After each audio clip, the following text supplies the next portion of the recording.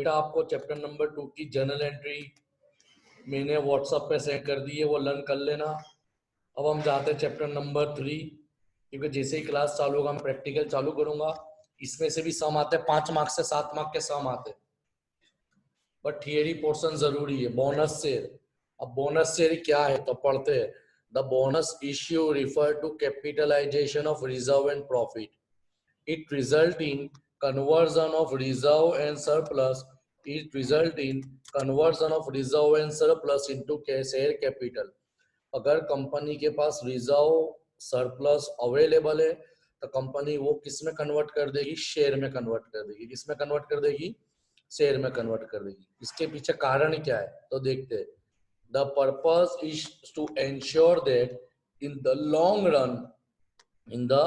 Long run equity share capital of a company come closer to equity shareholder fund employed in the business. To bring into sanctionity the issue of bonus share, the company has introduced section 63 to deal with bonus share.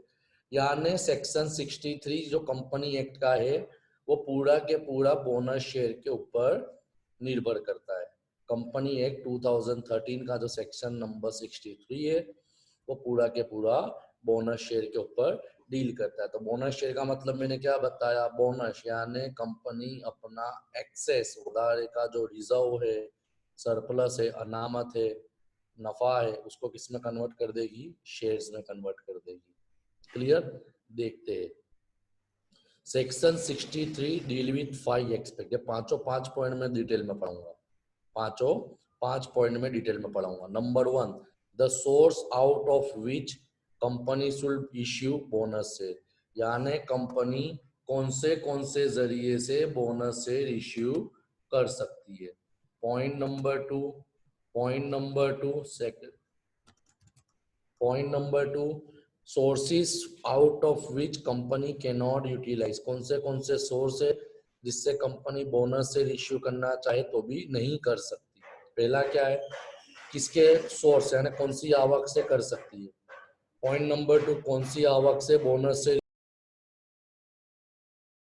Point number 3, secretarial formality has to follow. क्या?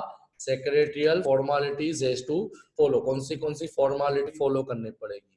Point number 4, company who are not eligible to issue bonus share, कौन सी company अगर bonus share issue करना चाहे तो भी नहीं कर सकती।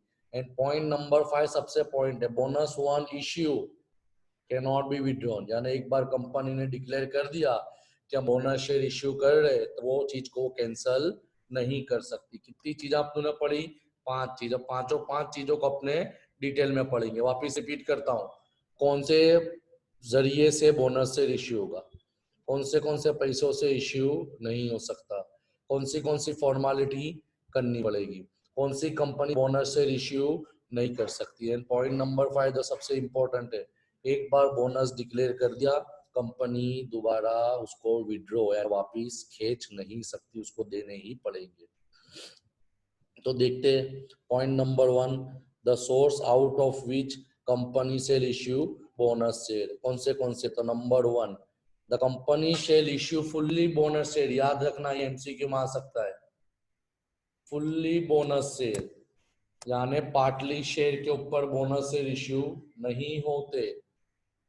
Fully bonus share out of any one, यानी नीचे बताए में से कोई से भी। पहला फ्री रिजर्व यानी जनरल रिजर्व है। नंबर 2, सिक्योरिटी प्रीमियम, जामीनगिरी प्रीमियम ने। कैपिटल रिडेम्पशन रिजर्व अकाउंट, जिसको अकाउंट की लैंग्वेज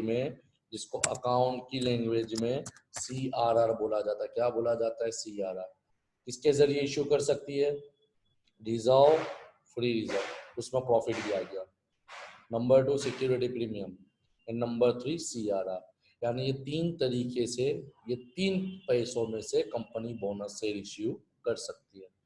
पॉइंट नंबर 2, कौन से सोर्स से यानी कौन से माध्यम से कंपनी बोनस शेयर इश्यू नहीं कर सकती। तो number 1, the company shall not issue bonus shares by capitalisation reserve. Capitalising reserve का मतलब क्या होता है? Created out of revaluation of asset, यानी मिल्कत का पुनर्मूल्यांकन करने से जो रिजर्व क्रिएट हुआ है, मिल्कत का पुनर्मूल्यांकन पढ़ा था ना 11 कॉमर्स में प्रवेश में, पुनर्मूल्यांकन खाते, यानी क्या होता है पुनर्मूल्यांकन का मतलब रिवैल्यूएशन अकाउंट, यानी रिवैल्यू असेट को रिवैल्यू करके जो रिजर्व जमा करा है उससे बोनस इश्यू नहीं होगा।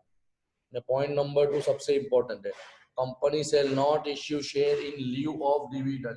इन ल्यू ऑफ डिविडेंड का मतलब क्या होता है कि डिविडेंड के बदले में बोनस से नहीं दिए जाएंगे। किसके बदले में? डिविडेंड के बदले में, क्योंकि डिविडेंड तो कंपनी को देना ही पड़ेगा अपने शेयर होल्डर को। क्लियर? जो असेट रिवैल्यू करके रिजर्व जमा करे हैं वो रिजर्व से बोनस इश्यू नहीं होगा।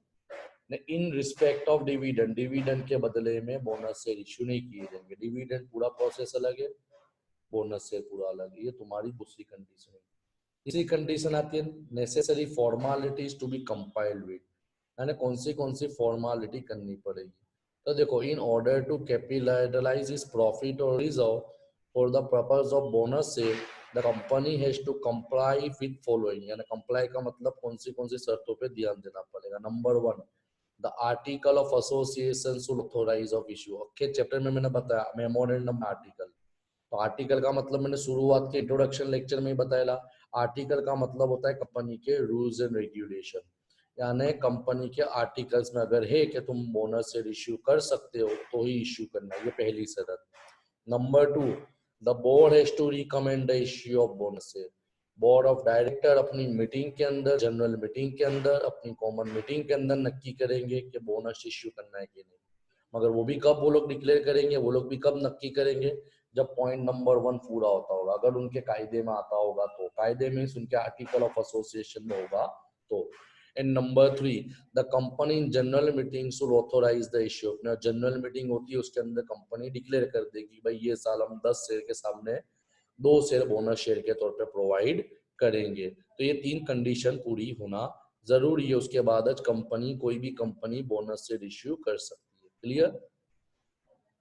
Point number 4, company not eligible in issuing bonus से। कौन सी कंपनी ऐसी है जिसके आर्टिकल्स में भी एक आप इश्यू कर सकते हो, जिसके आर्टिकल्स में भी एक आप इश्यू कर सकते हो फिर भी इश्यू नहीं कर पाएगी? तो उसके लिए कंडीशन क्या है? तो number 1, it is defaulted in repayment of deposit. अगर कंपनी ने अपना डिपॉजिट पेमेंट करने में नाकाम है, डिफॉल्ट है, डिफॉल्टर बोलते हैं ना अपने, वो इश्यू करना चाहिए।